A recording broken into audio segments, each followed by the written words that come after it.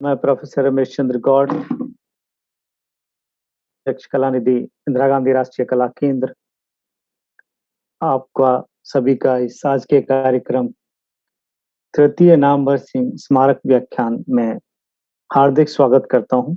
आज का ये स्मारक व्याख्यान एक बहुत ही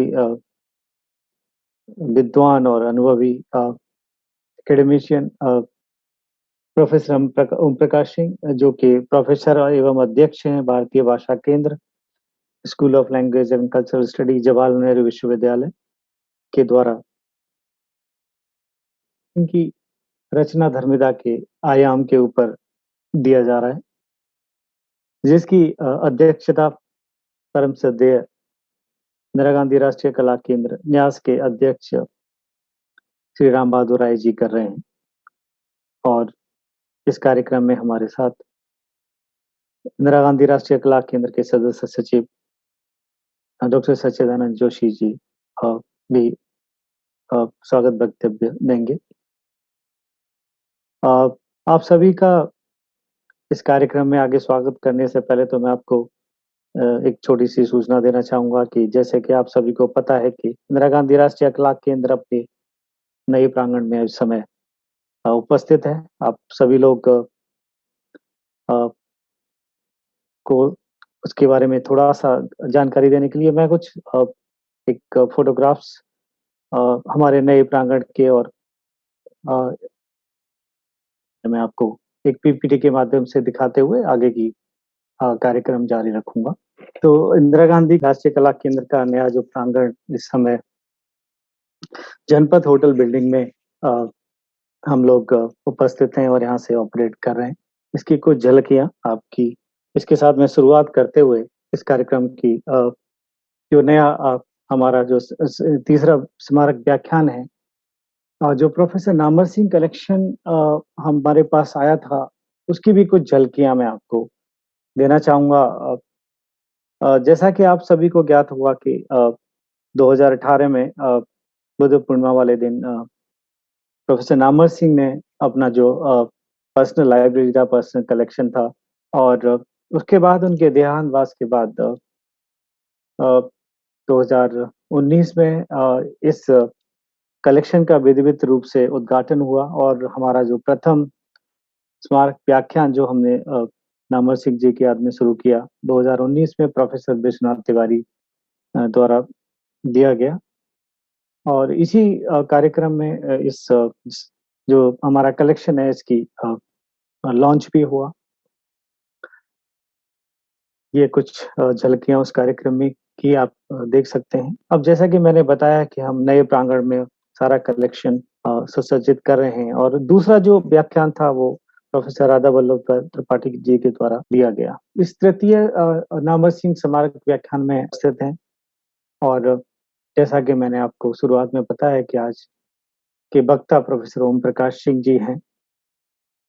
अब इस आगे कार्यक्रम को बढ़ाते हुए मैं अपने इंदिरा गांधी राष्ट्रीय कला केंद्र के सदस्य सचिव डॉक्टर सच्चिदानंद जोशी जी से अनुरोध करूंगा कि वो अपना स्वागत वक्तव्य के साथ शुरू करें।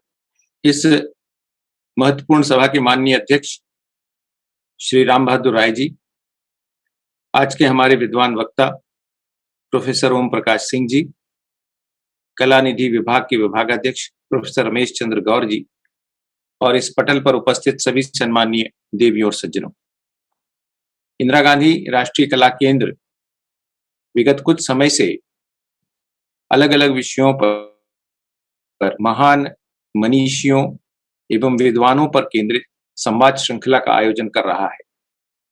इस संवाद श्रृंखला के सबसे प्रथम चरण के रूप में हमने नामवर जी पर केंद्रित आयोजन किया था, जो 2016 में हुआ था, और नामवर जी पर केंद्रित उस आयोजन के बाद उस श्रृंखला में लगातार अब तक 14 आयोजन हुए। ये मैं यहाँ बताना इसलिए आवश्यक समझता हूँ कि ये नामवर जी का ही एक तरह का आशीर्वाद है, जिसके कारण संस्कृति संवाद श्रृंखला बहुत लोकप्रिय हुई। और संभवतः उसी संवाद श्रृंखला के दौरान नामवर जी ने कहीं मन में ये निश्चय किया कि वे अपना पूरा का पूरा ग्रंथ संग्रह, पूरी की पूरी ग्रंथ संपदा इंदिरा गांधी राष्ट्रीय कला केंद्र को देंगे, क्योंकि हमारे माननीय अध्यक्ष श्री राम बहादुर राय जी और आदरणीय नामवर सिंह जी के बहुत ही गहरे और मित्रतापूर्ण संबंध थे और राम बहादुर राय जी के ऊपर जितना विश्वास नामवर जी का था संभवतः बहुत कम लोगों का होता है। और इसीलिए नामवर जी को लगा के लिए अगर कोई संस्था सबसे अधिक अधिकारी है, अगर कोई संस्था सबसे अधिक उसके लिए योग्य है तो वो इंदिरा गांधी राष्ट्रीय कला केंद्र है। इसके पीछे एक भावना ये भी थी कि उनके गुरु आचार्य हजारी प्रसाद द्विवेदी जी की पूरी ग्रंथ संपदा इंदिरा गांधी राष्ट्रीय कला केंद्र में ही आ गई थी। तो उन्होंने कहा था जहां गुरु है वहां पर उनके शिष्य को रहना ही चाहिए और इसे संयोग ही माना जाए या अगर संयोग नहीं है तो ये ईश्वरीय कृपा थी कि 2018 में गुरु हमने आदरणीय नामवर सिंह जी के साथ वो अनुबंध हस्ताक्षरित किया जिसके द्वारा उनकी की पूरी ग्रंथ संपदा इंदिरा गांधी राष्ट्रीय कला केंद्र को बाद में प्राप्त हुई। ये सभी बातें हमारे माननीय अध्यक्ष श्री राम बहादुर राय की प्रेरणा, मार्गदर्शन और एक तरह से उनके उत्साहवर्धन के कारण ही फलीभूत हुई हैं। इसलिए हमने जब आदरणीय नामवर जी का देहावसान हुआ उस समय हमने तय किया था कि उनके सम्मान में प्रतिवर्ष हम एक व्याख्यान श्रृंखला, आदरणीय डॉक्टर विश्वनाथ प्रसाद तिवारी जी ने उस व्याख्यान श्रृंखला का पहला व्याख्यान दिया था। पिछले वर्ष चूंकि कोरोना की महामारी थी इसलिए प्रत्यक्ष व्याख्यान हम आयोजित नहीं कर पाए, हमने एक वर्चुअल व्याख्यान आयोजित किया था। आदरणीय प्रोफेसर राधा वल्लभ त्रिपाठी जी ने वो व्याख्यान दिया था। कोरोना की आपदा अभी भी हम सबका पीछा नहीं छोड़ रही है। हम सब भी किसी न किसी तरह से कोरोना के कारण परेशान हैं, अपने जीवन में किसी न किसी रूप से कोरोना की जो बाद के परिणाम है उससे जूझ रहे हैं और इसलिए भी इस वर्ष हम चाह कर भी यह व्याख्यान प्रत्यक्ष रूप से नहीं कर पा रहे हैं और हमें एक बार फिर से वर्चुअल माध्यम का सहारा लेना पड़ रहा है। आज हमारे लिए बहुत सौभाग्य की बात है कि देश के ख्यात लब्ध भाषा विज्ञानी, शीर्षस्थ मनीषी और नामवर जी को जिन्होंने बहुत गहराई से देखा, समझा, जाना है, ऐसे आदरणीय प्रोफेसर ओम प्रकाश सिंह जी अपना व्याख्यान प्रस्तुत करेंगे नामवर जी की रचना धर्मिता। और जब हम नामवर जी की रचना धर्मिता को समझने की कोशिश करते हैं, नामवर जी की रचना धर्मिता को देखने की कोशिश करते हैं, तो हमें महसूस होता है कि वो समुद्र की तरह विशाल है, समुद्र की तरह गहरी है।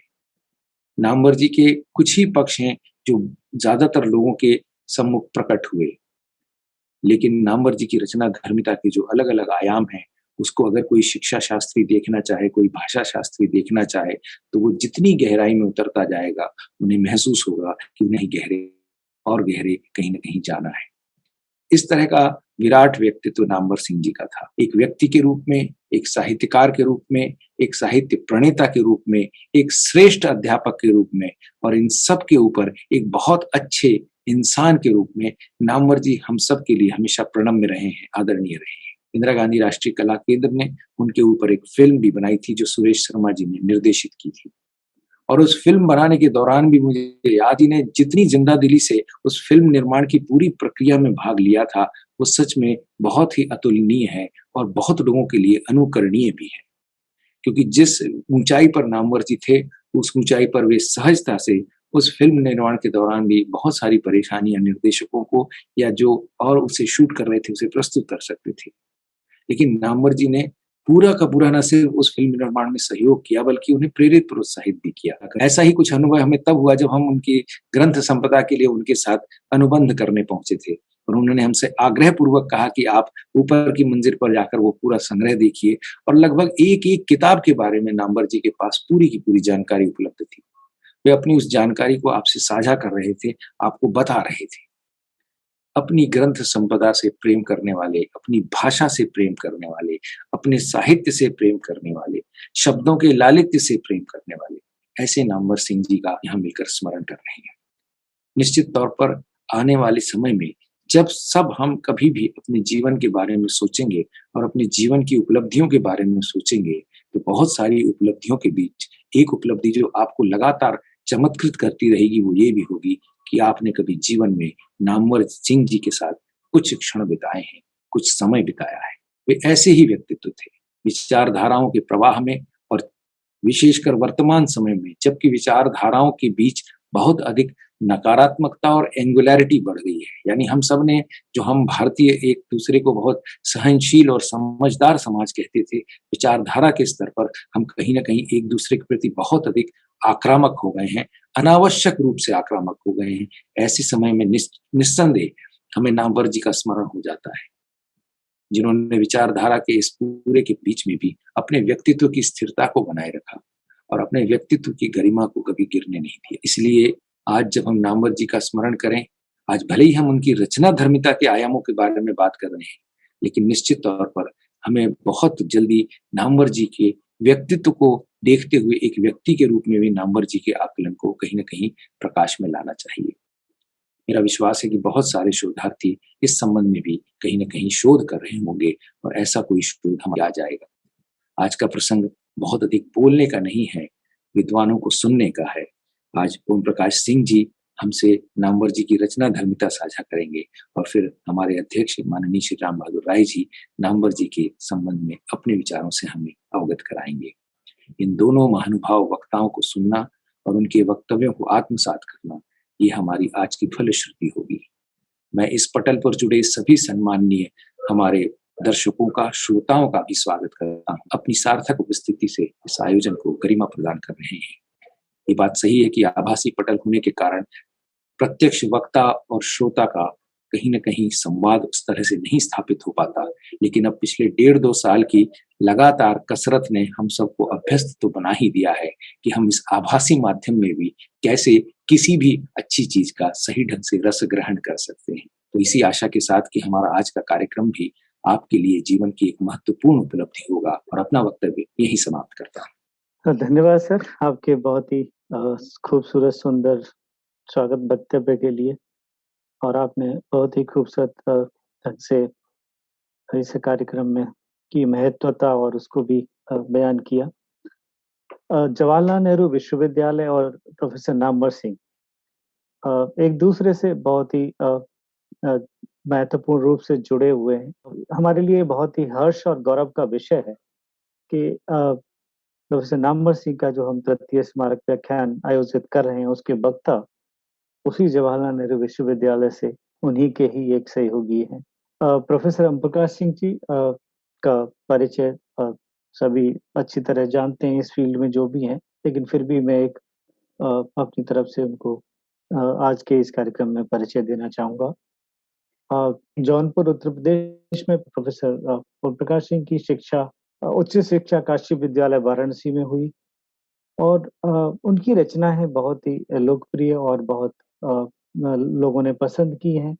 उसमें से कुछ जैसे प्रेमचंद के कथा साहित्य में हिंदू मुस्लिम संबंध, प्रेमचंदोत्तर कथा साहित्य और सांप्रदायिक समस्याएं, एक आधुनिक काव्य धारा विचार और हिंदी के ऐतिहासिक उपन्यासों में इतिहास और कल्पना, प्रमुख हिंदी कवि और काव्य आदिकाल और भक्तिकाल, प्रमुख हिंदी कवि और काव्य रीतिकाल, ये उनके कुछ मुख्य रचनाएं हैं।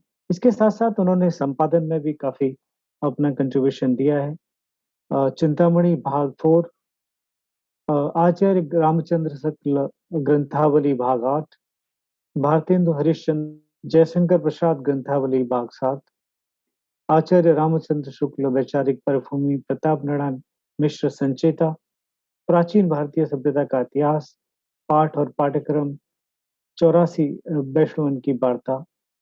आप जवाहरलाल नेहरू विश्वविद्यालय के भारतीय भाषा केंद्र के अध्यक्ष हैं इस समय। तो आपसे मैं अब निवेदन करूंगा कि आप अपना आज का स्मारक व्याख्यान शुरू करें। इंदिरा गांधी राष्ट्रीय कला केंद्र के अध्यक्ष और आज के इस कार्यक्रम की अध्यक्षता कर रहे आदरणीय राम बहादुर राय जी, कला केंद्र के सचिव जोशी जी, प्रोफेसर रमेश गौर जी, आज नामवर जी का जन्मदिन है। नामवर जी के जन्मदिन पर नामवर जी पर कुछ बोलना और बोलने का यह अवसर मुझे इंदिरा गांधी राष्ट्रीय कला केंद्र ने दिया। मैं अपने को गौरवान्वित महसूस करता हूं और इंदिरा गांधी राष्ट्रीय कला केंद्र के प्रति अपना आभार व्यक्त करता हूं। नामवर जी पर कुछ बोलना बहुत कठिन है। बहुत कठिन इसलिए है कि जितना कुछ उनके बारे में बोला जा चुका है, लिखा जा चुका है, उसके अतिरिक्त कुछ नई चीजें ढूंढ ले आना बड़ा मुश्किल है। शख्सियत उनकी ऐसी है कि बार बार नई चीजें ढूंढने के लिए उत्साहित करती। मुझे याद आता है कि नामवर जी पर लिखते समय केदारनाथ सिंह को बड़ी परेशानी हुई थी, और परेशानी इसलिए कि वे नामवर जी पर क्या लिखें। और उस लिखने के क्रम में उन्हें त्रिलोचन शास्त्री याद आए। त्रिलोचन शास्त्री ने कहा था कि नामवर जी की आंखें पुस्तक पकी आंखें।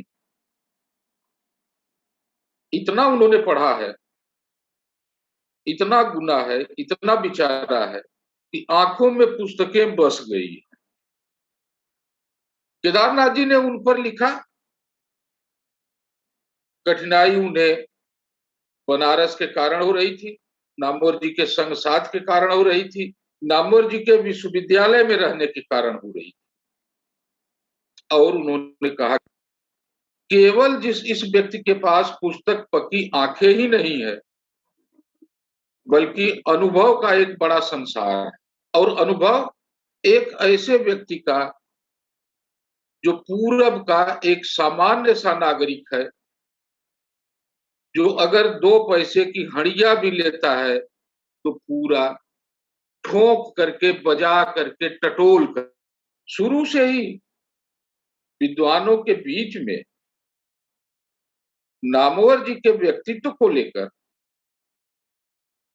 केवल उनके आलोचकीय व्यक्तित्व की बात मैं नहीं कर रहा हूं, मैं उनके मानव व्यक्तित्व की, शिक्षक व्यक्तित्व की, संपादक व्यक्तित्व की, वक्ता व्यक्तित्व की, तमाम जो उनके डायमेंशन हो सकते हैं, जो तमाम आयाम हो सकते हैं, आयामों पर अगर आप जाइए तो ये लगता है कि नामवर जी कहीं न कहीं जिस प्रक्रिया से आप चल रहे हैं, वे उस प्रक्रिया से गुजर चुके हैं, अच्छी तरह उसको सहेज चुके हैं, संभाल चुके हैं, देख चुके। केदार जी को दिक्कत उसी सिलसिले में हुई थी और वे लिखने में थोड़ा हिचकिचाए थे। लिखा उन्होंने। मुझे एक और बात याद आती है कि नामवर जी के बारे में कभी शमशेर बहादुर सिंह ने लिखते हुए कहा था कि हमारी बातें ही बातें हैं, सैयद काम करता। वे नामवर जी को सैयद कहा करते थे। और दूसरी पंक्ति अकबर इलाहाबादी का शेर है जिसे वे उद्धृत करते थे, न भूलो फर्क जो है करने वाले। ये जो करने वाले, इसे अगर हम एक विशेषण के रूप में देखें तो नामवर जी जीवन पर्यंत करते रहे। क्या करते रहे?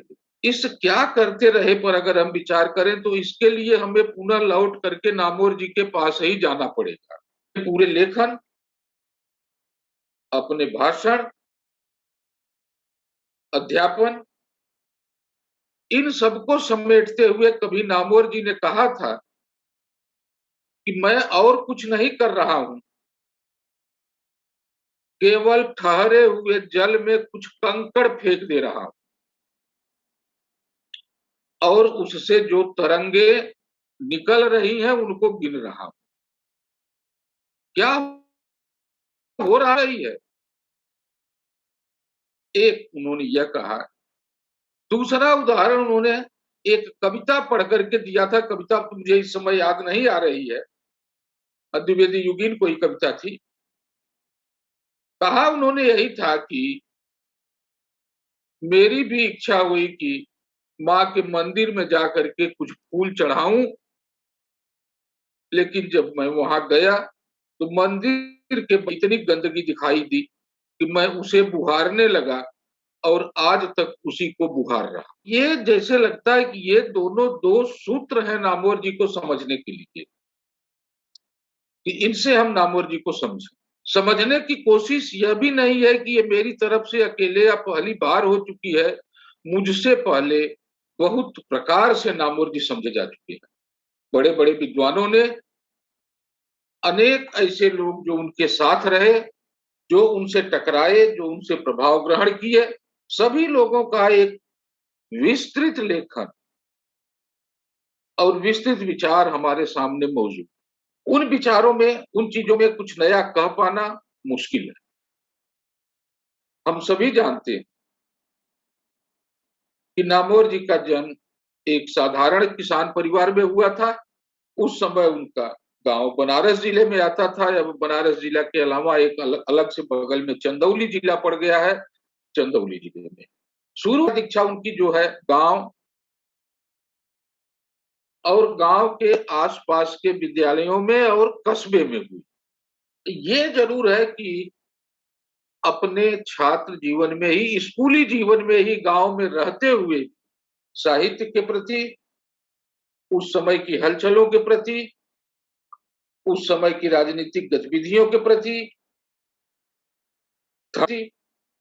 वे जागरूक थे, जानना चाहते थे, समझना चाहते थे। और उस समय के तमाम ऐसे उनके प्रयास हैं जिनके माध्यम से हमें यह आभास होने लगा, यह दिखाई देने लगा कि नहीं, एक विलक्षण और अद्भुत प्रतिभा विकसित हो रही है। और इस प्रतिभा का विकास बनारस आने पर बड़ी द्रुत गति से हुआ। नामवर जी ने बार बार इस बात को स्वीकार किया है कि उस समय जो यूपी कॉलेज, जो हीवेट छत्री स्कूल कहा जाता था, किस तरह से वहां वे विभिन्न साहित्यकारों के, वकीलों के, साहित्य के क्षेत्र में कार्य करने वालों के, इन लोगों के संपर्क में आए और क्रमशः उनका दायरा विकसित होने लगा। और भी कई चीजें थी, एक ही साथ पढ़ाई और राजनीतिक गतिविधियां। राजनीतिक गतिविधियां मतलब यूपी कॉलेज में छात्र संघ का चुनाव कराने में और छात्र संघ स्थापित करने में नामवर जी की बड़ी महत्वपूर्ण भूमिका थी। इन सब चीजों को देखते हुए शुरू से हमें यह आभास मिल जाता है कि यह व्यक्ति जिस रूप में विकसित हो रहा है, जिस रूप में नामवर जी के व्यक्तित्व का विकास हो रहा है, उस रूप में साहित्य, राजनीति, अगल बगल की धड़कने, आसपास के क्रियाकलाप सब समाहित। इन सबको लेकर के एक समन्वित रूप का विकास हो रहा है।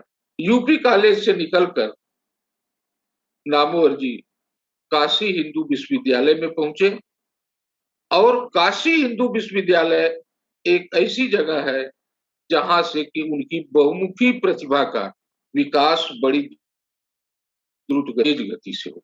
वहां वे छात्र रहे, कुछ समय तक अध्यापन भी किया उन्होंने वहां।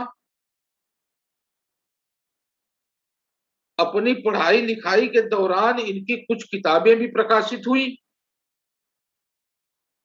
और अध्यापन के बाद, अध्यापन के साथ साथ नामवर जी ने लोकसभा का चुनाव भी लड़ा।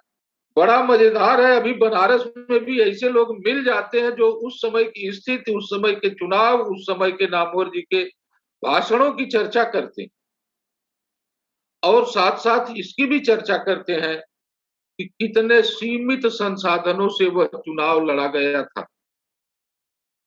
आप लोगों को भी यह सुनकर के हंसी आएगी या सोचेंगे कि संसाधन ऐसे थे कि लाउड स्पीकर की बैटरी कोई सिर पर लेकर चलता। नामवर जी ने जिस मां के मंदिर को उभारने की बात की थी या तालाब के ठहरे हुए पानी में जिस तरह से कुछ हलचल पैदा करने की बात की थी, इन्हीं दोनों चीजों को आगे बढ़ाने के लिए उन्होंने क्या किया, किस तरह के प्रयास किए, अगर हम इन्हीं प्रयासों को देख लें और इन्हीं प्रयासों पर बात कर लें तो हमारे सामने नामवर जी की के आयाम खुल जाएंगे। कौन कौन से ऐसे पक्ष हैं जिन पक्षों से जुड़ करके नामवर जी ने लिखा, साहित्य की कौन कौन सी ऐसी समस्याएं थी, कौन कौन सी ऐसी बातें थी जिन समस्याओं ने, जिन बातों ने नामवर जी को आकर्षित किया। आचार्य हजारी प्रसाद द्विवेदी जैसे आकाश धर्मा गुरु के साथ रहते हुए एक तरफ जहां उनकी प्रतिभा पल्लवित हुई, हिंदी के प्राचीन साहित्य पर उनकी पकड़ मजबूत हुई, हिंदी के विकास में अपभ्रंश का योग जैसा काम किया, पृथ्वीराज रासो की भाषा जैसा काम किया। उसी समय हमें ये गौर करना चाहिए, ये देखना चाहिए कि नामवर जी की जो पहली किताब आई थी वो बकलम खुद, इनके निबंधों का संग्रह शायद अब कहीं किसी के पास हो। पता नहीं उस किताब को लेकर के नामवर जी के मन में क्या था। हम लोगों ने कई बार, बहुत बार उनसे आग्रह किया कि सर इसे छपवा दीजिए। छपवाने की कौन कहे, जिन परिचितों के पास वे जान जाते थे कि बकलम खुद है तो उसकी प्रति मांग ले जाते थे बड़े आश्चर्य के साथ कि अरे भाई वो तुम्हारे पास पड़ी हुई है, जरा दो मैं भी देखूंगा। और जब मैं भी देखूंगा, फिर नामवर जी के पास पहुंच गई तो नामवर जी का पुस्तक प्रेम साहित्य से जुड़े लगभग सभी लोग जानते हैं, वो कभी लौटने वाली नहीं। बकलम खुद नहीं लौटी, बकलम खुद फिर नहीं छपी, और बकलम खुद पर फिर उन्होंने कभी चर्चा नहीं की। बकलम खुद पर ही नहीं, नामवर जी के कविता का संग्रह भी उसी समय छपने के लिए प्रेस में गया था, नीम के फूल नाम से। शायद कभी ऐसा अवसर आया हो जब नामवर जी नीम के फूल और बकलम खुद की चर्चा करते रहे हों, या रासों की भाषा पर चर्चा करते रहे। बल्कि मुझे तो याद है कि उन्होंने रासों की भाषा की किताब की भूमिका में यह लिखा था कि मैं तो इसे छपवाना नहीं चाहता था, लेकिन अगर प्रकाशक अपना माथा फोड़ने के लिए तैयार है तो मैं क्या करूं, ले जाए छाप। उसके बाद आप देखते हैं कि इस काल के बाद बनारस का पढ़ने, पढ़ाने, चुनाव लड़ने और विश्वविद्यालय से निष्कासित होने, इसके बाद का जो काल है वह नामवर जी के जीवन में साहित्य के अनेक पथों का रास्ता खोल देता है। वे एक तरफ नहीं चलते, कई तरफ चलते हैं। और उस पर भी आप गौर करिए कि वे जहां भी चलते हैं, जहां उन्हें ठहराव दिखाई देता है, जहां लगता है कि नहीं अभी इस दिशा में कुछ, जिन मुद्दों को लेकर के साहित्य में कुछ मतभेद बना हुआ था, विवाद हो रहे थे, अलग अलग बातें उठ रही थी, नामवर जी उन्हीं के बीच में से कुछ ऐसी चीजें उठाने की कोशिश करते हैं, कुछ ऐसे मुद्दे उठाने की कोशिश करते हैं जिससे साहित्य पर जो कुहासा फैला हुआ है आप हो सकते। मैं खास तौर से जिक्र करना चाहूंगा उनकी कुछ पुस्तकों का, जो पुस्तकें किसी खास कारणवश लिखी गई। आप छायावाद को देखिए, बनारस में ही रहते हुए 1955 के आसपास उन्होंने छायावाद नाम की पुस्तक लिखी। जिस समय यह पुस्तक लिखी गई उसके ठीक पहले अगर आप जाएं, पर अनेक गंभीर आरोप लग रहे थे, छायावादी रचनाकारों पर अनेक प्रश्न चिन्ह लग रहे थे, तरह तरह से यह कहने का प्रयास किया जा रहा था कि यह तो किशोर भावुकता का काव्य है, अपने समय से बहुत पीछे छूट गया है, इसमें कहीं अपने समय की अनुगूंज नहीं है। इन तमाम बातों को, जो आज का एक नयापन था और जो नए ढंग से कहने की उसमें बात की जा रही थी, और जिस तरह से राष्ट्रीय चेतना के साथ छायावाद का साहित्य जुड़ रहा था, इन सब तमाम मुद्दों पर चर्चा नामवर जी ने छायावाद पुस्तक के माध्यम से, वह एक ऐतिहासिक काल था जिसमें पूरे एक साहित्यिक आंदोलन की नए ढंग से पड़ताल की जा रही थी, उसके तमाम नवीन मूल्यों को उठाया जा रहा था, उसके तमाम नवीन प्रसंगों को उठाया जा रहा था। नामवर जी की जब भी कोई किताब आई, किसी न किसी नवीन प्रसंग को लेकर के आई, या उन्हें यह महसूस हुआ कि साहित्य में इन चीजों की चर्चा होनी चाहिए, तो ये भी उसी पर केंद्रित। बड़ी प्रसिद्ध पुस्तक है उनकी, इतिहास और आलोचना। बात चाहे भारत के इतिहास की हो, चाहे हिंदी साहित्य के इतिहास की हो, चाहे साहित्य के आलोचनात्मक परिदृश्य की हो, चाहे इतिहास लेखन की हो। एक समय था जब बड़े जोर शोर से यह प्रश्न उठा था कि यह हिंदी साहित्य का इतिहास लेखन फिर से होना चाहिए। इतिहास लेखन की कौन कौन सी कमियां रह गई हैं, कौन कौन सी चीजें ऐसी रह गई हैं जिनमें कि हम तो बहुत आगे रह गए हैं, लेकिन हम निकल गए हैं, लेकिन हमारा लिखा हुआ इतिहास पीछे छूट गया है। और इतिहास के पुनर्लेखन की आवश्यकता पर कलकत्ता में एक गोष्ठी भी हुई। नामवर जी उस गोष्ठी न केवल बोले थे, बल्कि उन प्रश्नों को उठाया था, उन मुद्दों को उठाया था जिन मुद्दों के कारण इतिहास के पुनर्लेखन की आवश्यकता थी। पता नहीं, मुझे ऐसा लगता है कि बार बार जब बात करते हुए, जब हम नामवर जी की दूसरी परंपरा की किताब की बात करते हैं, तो दूसरी परंपरा की खोज की बात करते हुए हम उसे ले आकर के आचार्य रामचंद्र शुक्ल और आचार्य हजारी प्रसाद द्विवेदी पर घटाने लगते हैं या कहने लगते हैं कि चूंकि आचार्य हजारी प्रसाद द्विवेदी नामवर जी के गुरु थे, इसलिए कहीं उनके मन में आचार्य जी को विशेष रूप से स्थापित करने का भाव था। बहुत दिनों तक यह प्रमाद फैला रहा। नामवर जी खुद, जो कि ये लगातार कहा करते थे कि रामचंद्र शुक्ल का इतिहास वे प्रतिदिन पढ़ते, बाद में तो कहते थे कि अगर मैं उसे पढ़ करके न सोऊं तो मुझे नींद नहीं जाए।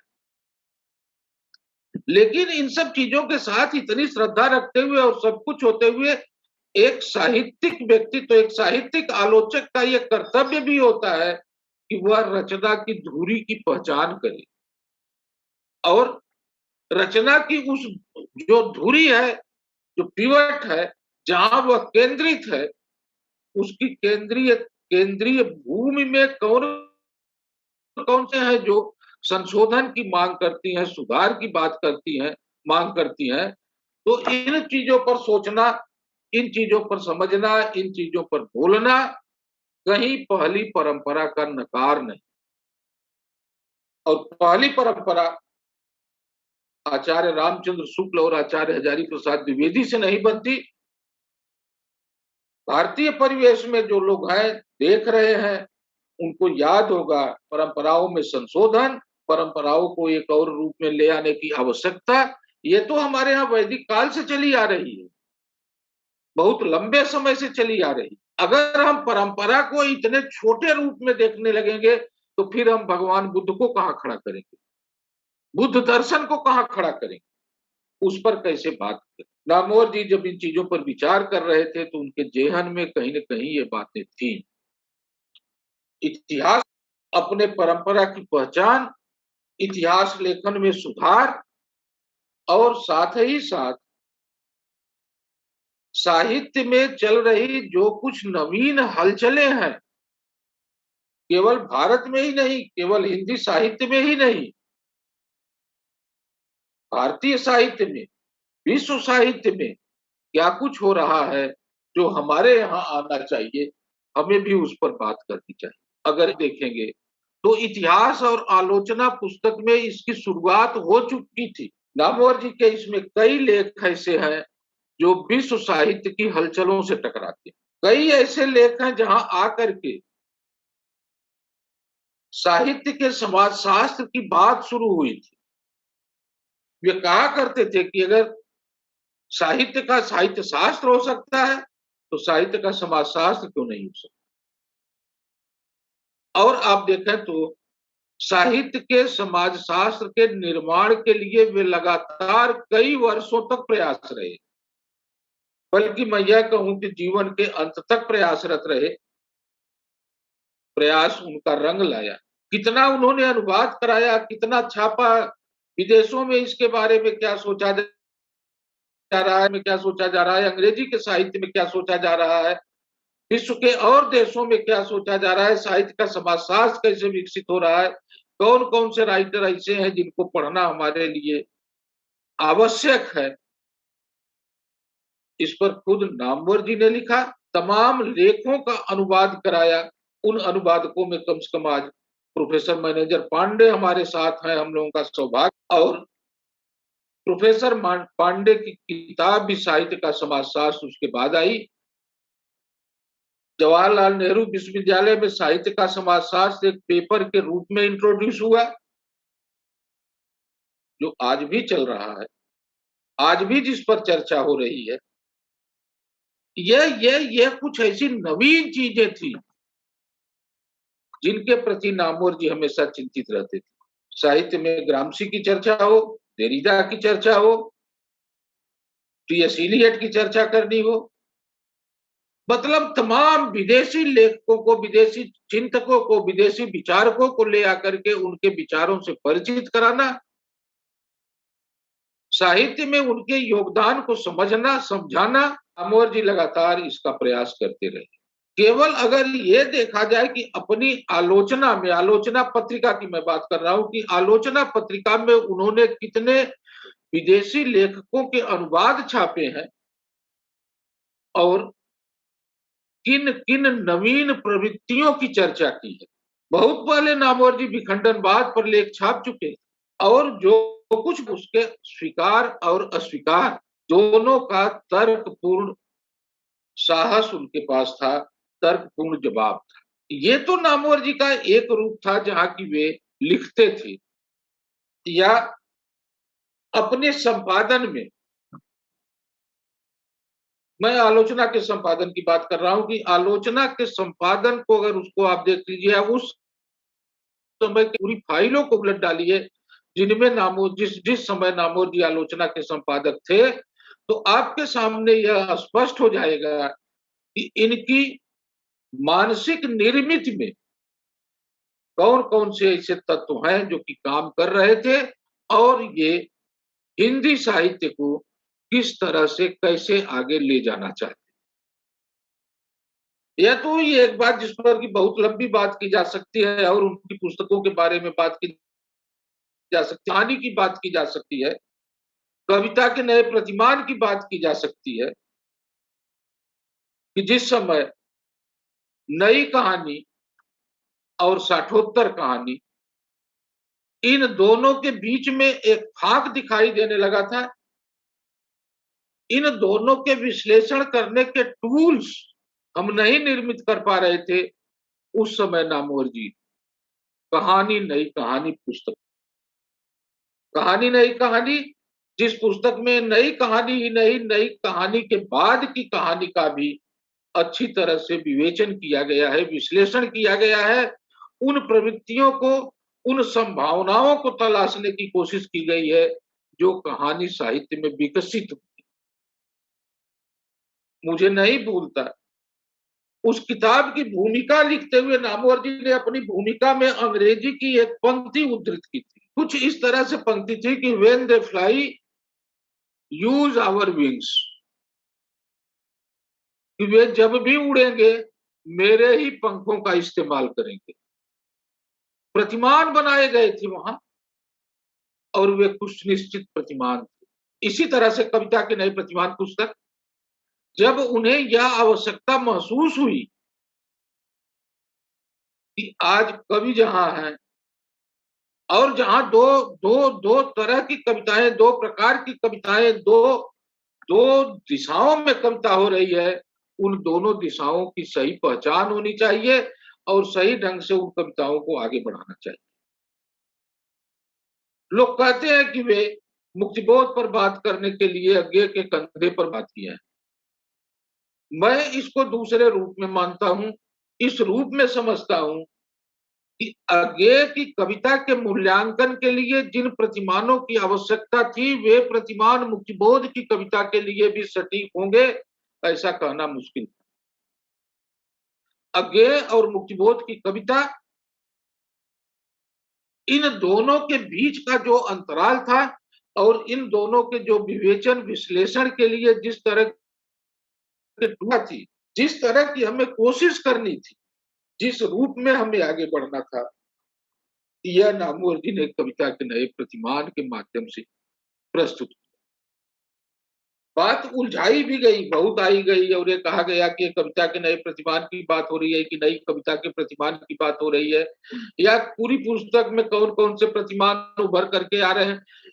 उस पुस्तक का उद्देश्य यही जो नहीं था, उस उद्देश्य पर चर्चा को ले जाकर के केंद्रित करना, यह एक दूसरे तरह का प्रयास। यह तो नामवर जी की रचना धर्मिता है, जो कि केवल हम उनकी रचनाओं के माध्यम से देख रहे हैं, लेकिन एक बड़े साहित्यकार की रचना धर्मिता केवल उसकी रचनाओं में ही नहीं दिखाई देती।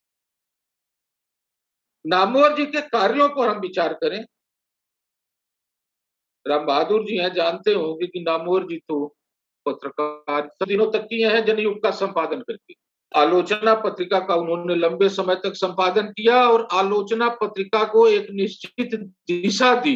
इसके साथ साथ नामवर जी के जो 2-3 बड़े काम हैं, जिनका मैं उल्लेख करना चाहूंगा कि नामवर जी ने विभिन्न संस्थाओं के पाठ्यक्रम का विकास किया है, विभिन्न संस्थाओं के पाठ्यक्रम का निर्माण किया है, और महत्वपूर्ण संस्थाओं का यूपीएससी, यूजीसी, एनसीईआरटी एक तरफ ऐसी संस्थाएं हैं, तो दूसरी तरफ जोधपुर विश्वविद्यालय, जवाहरलाल नेहरू विश्वविद्यालय जैसी संस्थाएं हैं। जवाहरलाल नेहरू विश्वविद्यालय में और विश्वविद्यालय हिंदी विभाग होता है। अगर जवाहरलाल नेहरू विश्वविद्यालय में भारतीय भाषा केंद्र बना, तो इस केंद्र की संकल्पना का श्रेय नामवर जी को ही जाता है। आज अगर हमारे साथ नामवर जी होते तो और भी प्रसन्न होते कि जिस भारतीय भाषा केंद्र को इन्होंने हिंदी और उर्दू से केवल शुरू किया था, और भाषाओं को दूसरे दूसरे विषयों को ले आने की उनकी योजना थी। आज अगर यह देखते कि हम तमिल भी पढ़ा रहे हैं, उड़िया भी पढ़ा रहे हैं, कन्नड़ भी पढ़ा रहे हैं, अनुवाद भी पढ़ा रहे हैं, तो शायद वे और प्रसन्न होते। भारतीय भाषा केंद्र की जो संकल्पना है उनकी, मुझे यह कहने में कोई संकोच नहीं है कि तमाम तरह के टकरावों के बाद भी अगर भारतीय भाषा केंद्र आज अपनी तरह का अनूठा केंद्र बना हुआ है, अनूठा विभाग बना हुआ है, तो उसमें नामवर जी ने उसकी जिस तरह से निर्मित की थी, जिस तरह से उसका विकास किया था, जिस दृष्टि से किया था, वह दृष्टि कार्य करती। और जगहों की तरह नहीं, हम खुले रूप में शिक्षण का कार्य करते हैं, और मुझे हमेशा ऐसा लगता है कि जहां ऑनलाइन शिक्षण इस कोरोना काल में और जगहों में सफल नहीं हो पा रहा है, हम सफलता पूर्वक करते चले जा रहे हैं। सफलता का राज यही है कि हमारे यहाँ शिक्षक और छात्र के बीच का जो संबंध होता था, वह बड़ा खुला संबंध होता था। उसे जिस सामग्री की जरूरत होती थी, जो मैटर वह नहीं पाता था, जिन चीजों पर छात्र परेशान होता था, उसे शिक्षक मुहैया कराता था। हम उस दृष्टि से नहीं चलते थे कि 2 घंटे 3 घंटे पढ़ा करके साल के अंत में 3 घंटे का समय देकर के छात्र की परीक्षा लेकर के उसका पूरा ज्ञान निचोड़ लेंगे। हम प्रतिदिन उनका मूल्यांकन करते थे, प्रतिदिन देखते थे, और यही कारण है, यही सिस्टम है जो सेमेस्टर सिस्टम हमारे यहाँ डेवलप किया गया है, कि वह सेमेस्टर सिस्टम क्लासरूम सिचुएशन में तो हमारे लिए सहायक रहा ही। आज के समय इस कोरोना के पीरियड में ऑनलाइन टीचिंग में भी हमें उससे और जगहों की अपेक्षा अधिक मदद मिल रही। बहुत बार मुझे नामवर जी के साथ एनसीईआरटी में पाठ्यक्रम निर्माण या पाठ्य पुस्तकों के करने का अवसर मिला है, और आज मुझे गर्व होता है कि हम लोग या मैं नामवर जी से कक्षा में तो नहीं पढ़ सका, उनका विद्यार्थी तो नहीं रहा, लेकिन एनसीईआरटी की वर्कशॉप्स में, एनसीईआरटी के कार्यगोष्ठियों में वहां काम करते हुए, अगर हम किसी पाठ का चयन कर रहे हैं तो क्यों कर रहे हैं, यह नामवर जी पढ़ाया करते थे। उस पाठ की विशेषता समझाया करते थे, एस्थेटिक समझाया करते थे, और यह प्रयास कई तरह से यह मैंने देखा कि विभिन्न विश्वविद्यालयों का, वो चाहे प्रश्न पत्र बनाने का कार्य रहा हो, चाहे वहां का कैरिकुलम डेवलप करने का काम रहा हो, चाहे वहां का सिलेबस डेवलप करने का काम रहा हो।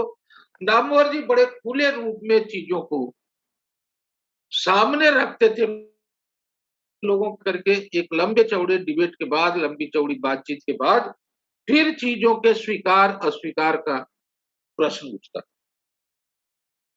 आज मुझे ऐसा लगता है कि बड़ी शख्सियत हमेशा अपने से छोटों के अस्वीकार को भी स्वीकार करती। किसी भी तरह का अगर प्रश्न चिन्ह किसी भी सामग्री पर, मैटर पर लग जाता था, कोई भी लगा दे, तो नामवर जी के लिए वह प्रश्न महत्वपूर्ण होता था। किसके द्वारा लगाया गया है यह महत्वपूर्ण नहीं होता। ये ऐसी तमाम चीजें हैं जहां नामवर जी हमें एक लेखक के रूप में, एक संपादक के रूप में, एक साहित्यकार के रूप में, एक बड़े आलोचक के रूप में दिखाई देते हैं। साथ ही साथ जवाहरलाल नेहरू विश्वविद्यालय के भारतीय भाषा केंद्र में रहते हुए यह उनकी एक बड़ी विशेषता मैंने देखी, और एक बड़ी नैतिक जिम्मेदारी और नैतिक ईमानदारी उनकी थी कि वे हर दिन क्लास लेते थे। उनकी कोई क्लास नहीं छूटती थी, और क्लास में जाने से पहले वे 1 घंटा लाइब्रेरी में समय जरूर लगाते थे। यह उनकी आदत में शुमार था, कुछ पढ़ना, कुछ नए ढंग से तैयार होना, और पुनः उस नई चीज को लेकर के छात्रों के बीच जाना। विषय को कैसे धीरे धीरे खोल दिया जाता है और कैसे लोगों तक पहुंचा दिया जाता है। विभिन्न गोष्ठियों में, सेमिनारों में, विभिन्न आयोजनों में नामवर जी को भाषण करते हुए आप लोगों ने सुना होगा। नामवर जी किस तरह से प्रश्नों को झेलते थे, किस तरह से उसका जवाब देते थे, और किस तरह से किसी गोष्ठी में कोई नई बात कह करके उसका रुख परिवर्तित कर देते थे। उनकी एक बड़ी विशेषता थी। इस बड़ी विशेषता को सीखने की जरूरत। आज वे हमारे बीच नहीं है, लेकिन केंद्र में रहते हुए, भारतीय भाषा केंद्र में काम करते हुए कहीं न कहीं हमेशा लगा करता है हमें कि नामवर जी हमारे बीच हैं और अभी हमें कुछ समझा रहे हैं। उस भारतीय भाषा केंद्र पर अभी तक उनकी छाप बनी हुई है। मैं दावे के साथ कह सकता हूं कि जब तक बौद्धिकता विद्यमान रहेगी तब तक वह छाप रहेगी। उस छाप से कोई भारतीय भाषा केंद्र को मुक्त नहीं कर सकता। नामवर जी के इन सारे प्रयासों, इन सबको हम उनकी रचना धर्मिता के आयाम के साथ ही जोड़ करके देखें।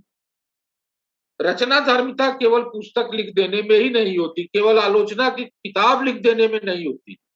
आप क्या रच रहे हैं, समाज बना रहे हैं, किस तरह का साहित्य बना रहे हैं, किस तरह की विचारधारा विकसित कर रहे हैं, ये ऐसी तमाम चीजें हैं जो रचना धर्मिता के दायरे में आती हैं।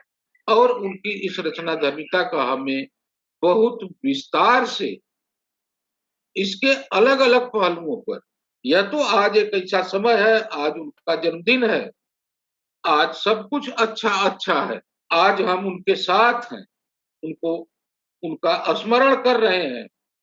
ऐसा लग रहा है कि जैसे नामवर जी हमारी बगल में बैठे हुए हैं, कुछ समझा रहे हैं। तो आज हम जो कुछ कहेंगे उनके बारे में अच्छा अच्छा ही कहेंगे। यह जरूर है कि अगर आप लोगों ने उनके बारे में या उनकी रचना धर्मिता के अलग अलग पक्षों पर विचार किया, तो हो सकता है कि सब कुछ अच्छा अच्छा ही न रहे, कुछ तल्ख बातें भी हों, कुछ कड़वी बातें भी हों। अपने गुरु को, अपने आचार्य को हम कितना समझ पाए हैं, कैसे समझ पाए हैं, उनको समझने में कहाँ हमें चूक हुई है, और हमारे कौन कौन से ऐसे प्रश्न हैं जो हम लेकर के उनके सामने पुनः आना चाहेंगे। आज वे नहीं है तो उनकी विचारधारा के और लोग हैं, क्या उनका जवाब हो सकता है, किस तरह का हो सकता है। ये जो वाद विवाद की प्रक्रिया है, वाद विवाद बना रहना चाहिए। और नामवर जी की देखिए अंतिम किताब बाद में जो आई, जो उनके जीवन काल में आई, वाद विवाद संवाद ही उसका शीर्षक। वाद करिए, विवाद करिए, लेकिन संवाद बनाए रखिए। संवाद नहीं टूटना चाहिए। आज क्या हो रहा है? संवाद टूट जा रहा है। मैंने पहले संकेत किया था कि नामवर जी पर बहुत लिखा गया है, बहुत लिखा जा रहा है। जो बहुत लिखा गया है और जब बहुत लिखा जाएगा तो कुछ प्रश्न चिन्ह भी खड़े होंगे, कुछ विचलन भी आएगी। उन विचलनों और प्रश्न चिन्हों का हमें साहस के साथ सामना करना है और हम आप मिल करके ही उनका निवारण कर सकते हैं। आपने मुझे बुलाया, अपना विचार रखने का अवसर दिया, इसके लिए मैं इंदिरा गांधी राष्ट्रीय कला केंद्र का शुक्रगुजार हूं। और अगर मेरे इस बातचीत से नामवर जी की रचना धर्मिता के किसी पक्ष पर थोड़ा सा भी प्रकाश पड़ा हो तो मैं अपने को कृतकार्य समझूंगा। धन्यवाद मित्र। धन्यवाद प्रोफेसर, आपके बहुत ही रोचक और आनंददायी वक्तव्य के लिए। आज जो आपने सही मायनों में प्रोफेसर नामवर सिंह को श्रद्धांजलि दी। हमारे साथ जो दर्शक जुड़े हुए हैं उनके अगर हम चैट में विचार देखें तो सभी ने बहुत ही सराहा और बहुत पसंद किया आपके इस वक्तव्य को। और आपने उनकी रचना धर्मिता ही नहीं, उनके अपने व्यक्तित्व के बहुत सारे अनछुए पहलुओं को हमारे सामने उजागर किया। बहुत जानकारी के साथ साथ महत्वपूर्ण जानकारी आपने इस हमारे आज के स्मारक व्याख्यान में शेयर की। मैं आपका बहुत-बहुत आभारी हूँ। इंदिरा गांधी राष्ट्रीय कला केंद्र आपका बहुत-बहुत आभारी है कि आपने हमारा निमंत्रण स्वीकार किया और आज हमें अनुग्रहित किया इस बहुत ही महत्वपूर्ण वक्तव्य के साथ। अब मैं आमंत्रित करना चाहूँगा परम श्रद्धेय आज के कार्यक्रम की अध्यक्षता कर रहे श्री राम बहादुर राय जी, जो इंदिरा गांधी राष्ट्रीय कला केंद्र के अध्यक्ष ही नहीं है, पद्मश्री महान लेखक और पत्रकार हैं। और हम उनके मार्गदर्शन में इंदिरा गांधी राष्ट्रीय कला केंद्र में दिन रात इसी तरह के कार्यक्रम आगे बढ़ा रहे हैं और उनकी उस प्रोत्साहन से ही इंदिरा गांधी राष्ट्रीय कला के दिन दूनी राज अग्नि तरक्की कर रहा है। तो सर, मैं आपको आमंत्रित करता हूँ आपके अध्यक्षीय वक्त। प्रोफेसर ओम प्रकाश सिंह जी आभारी हैं। उन्हें तीसरा स्मारक व्याख्यान देकर डॉक्टर नामवर सिंह जी को याद करने और उनके व्यक्तित्व को और जानने का हमें अवसर दिया।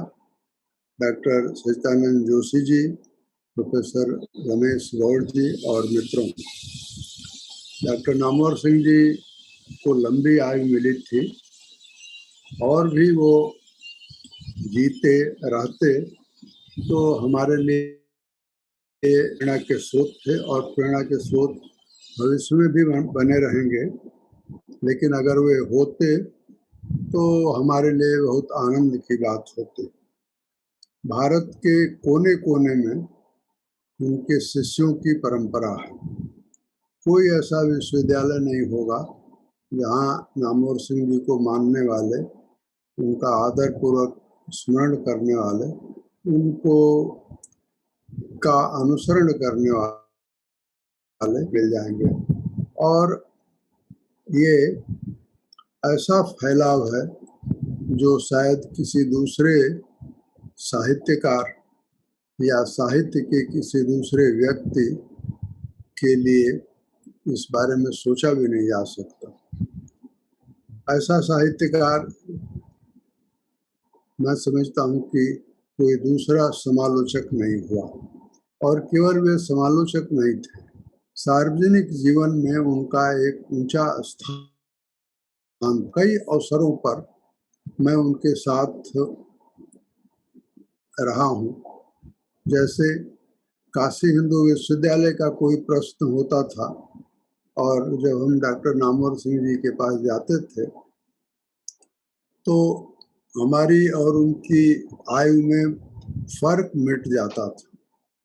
वे हमारे साथ चल पड़ते थे और हम दोनों का या हम लोगों का मिशन होता था कि काशी हिंद का वह एक्ट जो मालवीय जी ने बनवाया था वो फिर से बहाल किया जाए। और उसके लिए हम लोग कहाँ कहाँ नहीं गए। मुझे याद है प्रधानमंत्री अटल बिहारी वाजपेयी के संसद के ऑफिस में हम 15-20 लोग डॉक्टर नामवर सिंह जी के नेतृत्व में गए और बड़ी देर तक नामवर सिंह जी ने प्रधानमंत्री को समझाया कि वो एक्ट क्यों जरूरी। आज भी काशी हिंदू विश्वविद्यालय ऑर्डिनेंस से चल रहा है, एक्ट से नहीं चल रहा है। और प्रधानमंत्री वाजपेयी जी को बहुत आश्चर्य हुआ जब नामवर सिंह जी ने कहा कि 1970 में जो ऑर्डिनेंस आया था उसी को बिल के रूप में कन्वर्ट कर दिया गया है, और जो 1914 में मालवीय जी ने एक्ट बनवाया था उस एक्ट दिया गया है। तो वाजपेयी जी ने उस समय के मानव संसाधन मंत्री डॉक्टर मुरली मनोहर जोशी को के जिम्मे ये काम सौंपा। अफसोस की बात यह है कि आज तक वह काम अधूरा है, और नामवर सिंह जी के जीवन की यह बड़ी इच्छा थी, हम सब लोगों की इच्छा है। मैं उसी तरह से कहूँगा कि जीवन के अंतिम क्षण तक उनमें विद्या अनुराग, हर अवसर मैंने देखा है कि वो सीखने समझने और के लिए तैयार रहते थे, और उस अवसर को इसके लिए बदल भी देते थे। ज्ञानी तो थे ही, गुणी भी थे और उसके पारखी भी थे, स्पष्टवादी थे लेकिन मुंहफट नहीं थे। इसलिए उनके आलोचक भी उनसे असहमत होते हुए भी उनकी प्रशंसा करते थे, और जैसे थे, जिस प्रकार आधार भूमि पर खड़े थे वे, चाहे विचार की हो व्यवहार की हो, उसे समय के साथ समयानुकूल बना सकने में समर्थ थे। स्वयं का निरंतर उन्होंने विकास करने का कोई ऐसा अवसर नहीं था जिसको न उपयोग किया हो, और इसलिए मैं कह सकता हूँ कि उनके व्यक्तित्व में निरंतर निखार विकास जीवन के अंत तक होता रहा। एक घटना मैं आपको सुनाना चाहता हूँ भोपाल की। जब नामवर के निमित्त भोपाल में आयोजन था, और हम लोग, जहाँ तक मुझे याद है, पलाश होटल में ठहरे हुए थे। इतिहासकार बिपिन चंद्रा भी उस समूह में थे। भोजन की टेबल पर मैंने देखा कि बिपिन चंद्रा हैं, नामवर सिंह जी हैं, प्रभास जी हैं, हम लोग भी थे। बिपिन चंद्रा ये सबका साथ देने के बावजूद मैंने बहुत ध्यान से देखा उस दिन कि नामवर सिंह जी इसका ख्याल रखते हैं कि उन्हें कितना आहार, कितना भोजन लेना है, यानी सम्यक भोजन करना चाहिए, ये उनकी आदत का हिस्सा था। और यही बात मैंने दूसरे अवसर पर भी देखा, जब कई साल बाद डॉक्टर शिवमंगल सिंह सुमन की मूर्ति का अनावरण करने के लिए वे उन्नाव गए, हम लोग उनके साथ थे। तो सुबह एक जगह नाश्ते की व्यवस्था थी, और जो व्यक्ति मेजबान था वो ग्रहपूर्वक उनको कुछ ये भी ले लीजिए, वो भी ले लीजिए, लेकिन मैंने देखा कि नामवर सिंह जी जितना चाहिए उससे रत्ती भर भी ज्यादा नहीं लिया उन्होंने। जब हम लोग वहां से चलने लगे तो प्रभास जी आगे आगे थे और मैं नामवर सिंह जी के पीछे पीछे चल रहा था। नामवर सिंह जी रुके और कहा कि राय साहब, ये बताइए प्रभास जी की उम्र क्या है? तो मैंने उनसे कहा कि प्रभास जी 72 के हो रहे हैं। नामवर सिंह जी ने कहा कि आप मेरी एक सलाह मानिए। इस बार जब 15 जुलाई आए तो प्रभास जी का जो जन्मदिन आप मनाते हैं वो इस बार आप उस तरह से उनका 75वां हो, और मैं उसमें रहूंगा और ये देखूंगा कि आप अमृत महोत्सव जैसा कैसे उनका आयोजन करते हैं। मुझे समझ में नहीं आया कि ये नामवर सिंह जी ऐसा क्यों कह रहे हैं, लेकिन उन्होंने मुझे ये सलाह दी और मैंने उनको वचन भी दिया कि आप जैसा चाहते हैं वैसा ही करेंगे। हमने उस साल यानी 2009 में सुभाष जी का 72वां जो था उसे हमने 75वें में मनाया। भव्य आयोजन था। अनेक कवि, साहित्यकार, पत्रकार सैकड़ों की संख्या में थे। नामवर सिंह जी एक किसी कार्यक्रम में व्यस्त थे लेकिन आए और पूरे समय रहे। उनको बहुत अच्छा भी लगा। लेकिन ये जब अचानक प्रभास जी चले गए तब मुझे समझ में आया कि नामवर सिंह जी ने क्यों कहा कि उनका 72वां ही आप 75वें में मनाइए।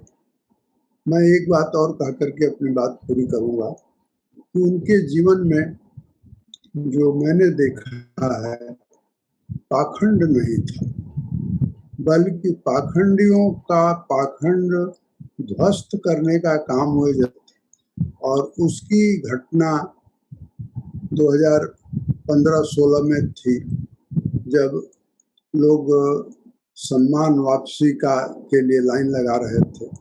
तब नामवर सिंह जी ने एक लेख लिखा और वो लेख उन सब लोगों के लिए सबक था जो सम्मान वापसी की लाइन और झूठे आधार पर, झूठे आरोपों पर इस सरकार को यानी नरेंद्र मोदी की सरकार पर असहिष्णुता के आरोप लगा करके और एक साहित्य में, समाज में वितंडा खड़ा करना चाहते थे। तो ऐसे नामवर सिंह जी की स्मृति को आज दिन पर हम सब नमन करते हैं और भविष्य में भी नामवर सिंह जी हमारे लिए एक प्रेरणा के स्रोत बने रहेंगे। इन शब्दों के साथ मैं अपनी बात यहाँ पूरी करता हूँ। धन्यवाद सर, आपके बहुत ही उत्साहवर्धक अध्यक्षीय वक्तव्य के लिए। आप ही के मार्गदर्शन में हम इंदिरा गांधी राष्ट्रीय कला केंद्र में पर्सनल लाइब्रेरीज हैं, उनके मेमोरियल लेक्चर्स ऑर्गेनाइज करते हैं। उसी रूप में इंदिरा गांधी राष्ट्रीय कला केंद्र एक का जो कलानिधि विभाग है एक यूनिक लाइब्रेरी के रूप में निकल के आया है और आपने जो भी जानकारियां दी हैं बहुत ही महत्वपूर्ण है और हम सब आपके शुक्रगुजार हैं। तो मैं अब कार्यक्रम के अंतिम